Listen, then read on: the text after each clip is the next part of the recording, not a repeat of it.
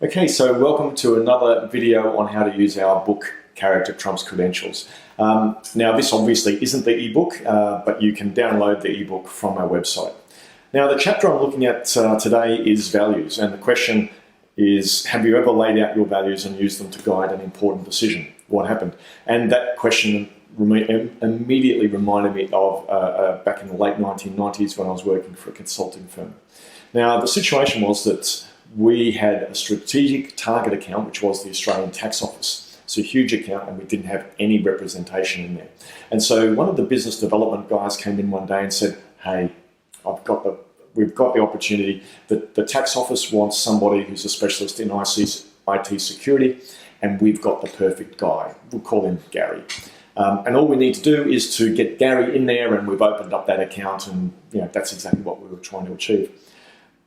But Gary was already on a client site doing an important project for one of our existing clients. And so the business development manager is going, but this is a no-brainer, right? We want to get people into the tax office. This is our opportunity. They want Gary. If we give them Gary, we're in. But we laid out the values, and the values were add value, maintain unity, and enhance reputation. And when we laid out the values, the question was asked, how does making this decision of taking Gary out of an existing client and moving him into this new client, how does that enhance our reputation with the existing client? And of course, it didn't. It actually reduced our reputation. And so we took the decision, based on the values, not to move Gary to the tax office. Now, the business development manager was livid. He just could not believe that we made this decision.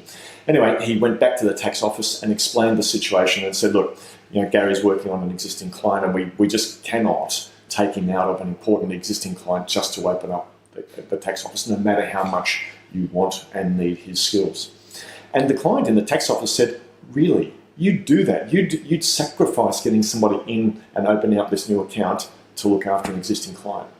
And the business development guy goes, yeah. And the client said, well, I love that. Send me some other resumes. Anyway, we sent other resumes. They picked one of the other guys that was available, and we opened up the tax office. And so that's a good example of how we stood by the values, made the decision, and we still got a good outcome for both the existing and the new client. So anyway, that was an example of how I read a question in Character Trumps Credentials. It took me to an experience, and I encourage you to do the same thing. See you next time.